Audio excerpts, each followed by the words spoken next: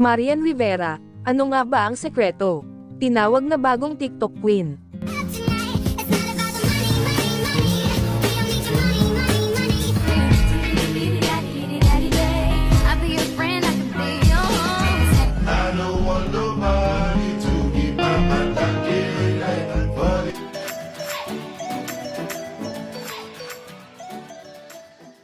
Hiyang-hiya si Marian Rivera ng tawaging TikTok queen, ayaw na sanang sumayaw uli ng kapuso primetime queen na si Marian Rivera, ngunit pinagbigyan nga niya ang mga fans na nagre-request na muli siyang mapanood na gumigiling.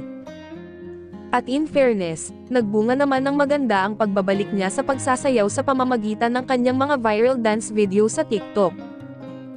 Siya na ngayon ang tinatawag na TikTok queen matapos makakuha ng more than 200 million views ang kanyang price tag dance video, o mas kilala ng mga netizens na To the Left to the Right moves. At yes, lahat ng content niya ay milyones ang views, na ang pinakamababa yata ay 1.3 M view, na mataas na para sa iba.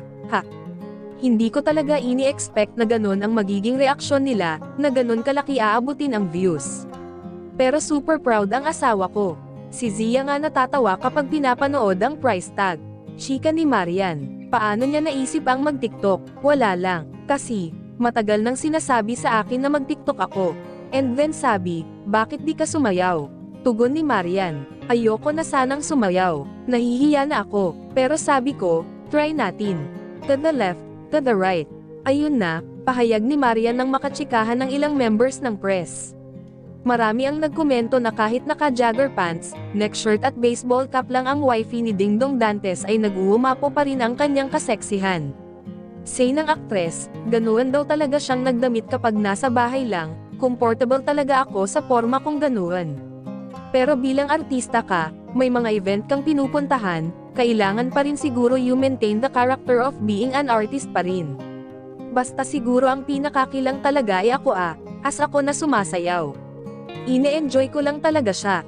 Enjoy lang ako. Siguro sa mga nakakakilala sa akin alam nila na love ko talaga ang pagsasayaw.